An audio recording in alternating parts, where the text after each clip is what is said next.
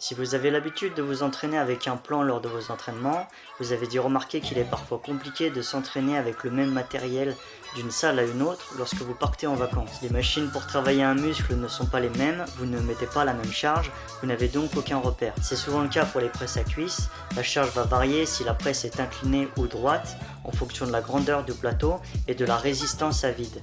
J'avais une différence de charge de 50 kg sur certaines. La meilleure chose à faire est de s'entraîner avec des barres et des haltères.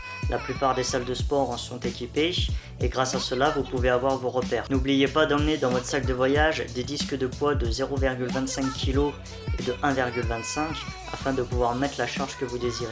Pour la destination, certains veulent être près de la mer, près de la montagne. En ce qui me concerne, je vais être près de la salle et je suis vraiment sincère quand je dis ça, je vais vous expliquer pourquoi.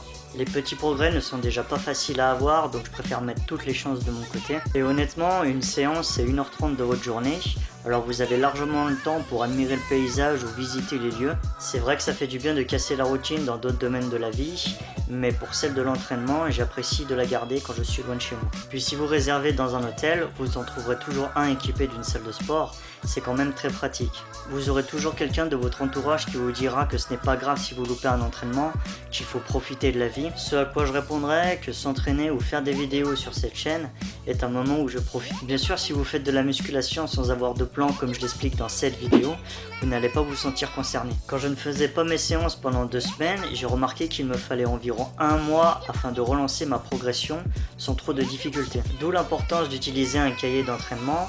Plus un arrêt sera long, plus vous devrez utiliser des charges bien inférieures là où vous vous êtes arrêté. Pourquoi une reprise est difficile? La première raison est nerveuse. Sans répéter le mouvement pendant plusieurs semaines, notre technique d'exécution se dégrade, nous sommes moins stables qu'avant. Il va falloir réhabituer son système nerveux à faire le bon geste. La deuxième est une diminution de nos réserves énergétiques. Sans entraînement, il y a moins de réserves de glycogène qui sont stockées dans nos muscles.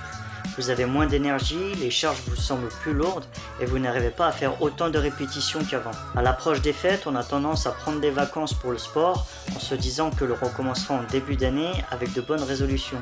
À part si vous êtes blessé, il n'y a aucune raison de vous arrêter pendant 1 ou 2 semaines, cela va vous faire perdre du temps dans votre progression. Aujourd'hui, il est facile d'avoir accès à une salle de sport partout où l'on va en dehors d'une épidémie, donc gardez votre routine d'entraînement même en période de vacances.